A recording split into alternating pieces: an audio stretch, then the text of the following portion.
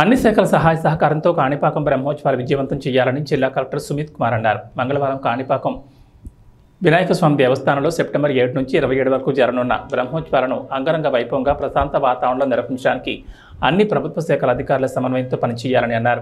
ఆలయానికి వచ్చే భక్తులకు ఎటువంటి అసౌకర్యం కలగకుండా శాఖలు కేటాయించిన విధులను నిర్వహించి భక్తులకు ఇబ్బందులు కలగకుండా చర్యలు చేపట్టాలన్నారు.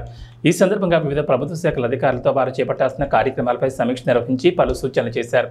ఈ కార్యక్రమంలో జిల్లా ఎస్పీ మణికంఠ చందోల్ మాట్లాడుతూ బ్రహ్మోత్సవాల సందర్భంగా ఎటువంటి అవాంఛనీయ సంఘటనలు జరగకుండా పటిష్ట బందోబస్తు ఏర్పాటు చేస్తున్నట్టు తెలిపారు. అలాగే పోతలపట్టు ఎమ్మెల్యే డాక్టర్ మురళీమోహన్ మాట్లాడుతూ దేవస్థానంలో 21 రోజుల పాటు జరిగే స్వామివారి బ్రహ్మోత్సవాలను సాంప్రదాయ రీతిలో అంగరంగ వైభవంగా నిర్వహించడానికి అన్ని శాఖల అధికారులు సమిష్టిగా కృషి చేయాలన్నారు. ఈ కార్యక్రమంలో ఆలయ ఈవో కె వాణి, ఆలయ ప్రధాన అర్చకులు సోమశేఖర్ గురుకుల్, ఉప ప్రధాన అర్చకులు శ్రీనివాస్ భట్టాచార్యులు, ఆలయ మాజీ chairman Naidu, committee chairman Eshwar Babu, Kanipakam sarpanch Shantasagar రెడ్డిలతో పాటు వివిధ ప్రభుత్వ శాఖల అధికారులు, ఆలయ అధికారులు పాల్గొన్నారు.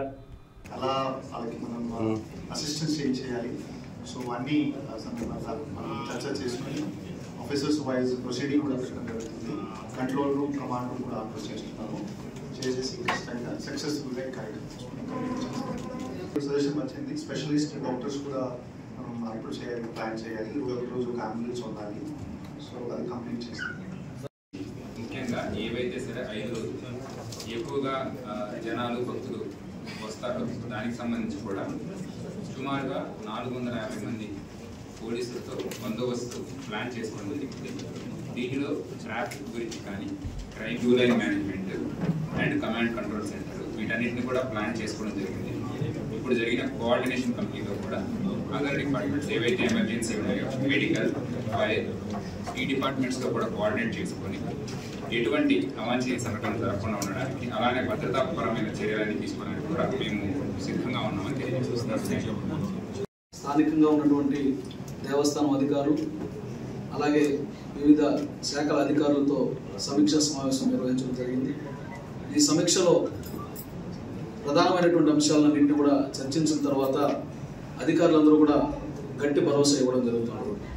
కాణిపాక వరసిద్ధి వినాయక స్వామి వారిని దర్శించుకోవడానికి ఏ ప్రాంతాల నుంచి అయినా ఎన్ని వేల మంది అయినా లక్షల మంది అయినా వచ్చినా వారికి ఏ రకమైనటువంటి ఇబ్బంది కలగకుండా సంతృప్తికరమైనటువంటి సౌకర్యాలని, దర్శనాలను ఏర్పాటు చేసి పంపిస్తామన్నటువంటి తుది నిర్ణయానికి రావడం జరిగింది.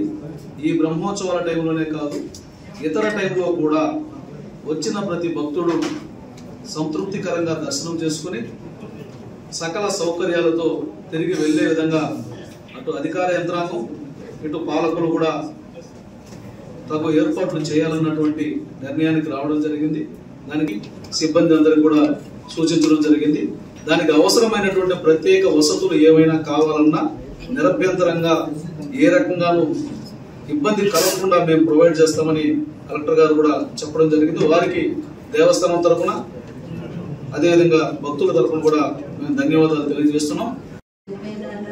అందరికీ థ్యాంక్స్ చెప్పుకుంటున్నానండి. చాలా కోఆపరేటివ్ గా ఉన్నారు అందరూ. సో ఇదే కోఆపరేటింగ్ మన బ్రహ్మోత్సవాలు అయిపోయిన వరకు కూడా అంతా సహకరిస్తారని కోరుకుంటున్నాను.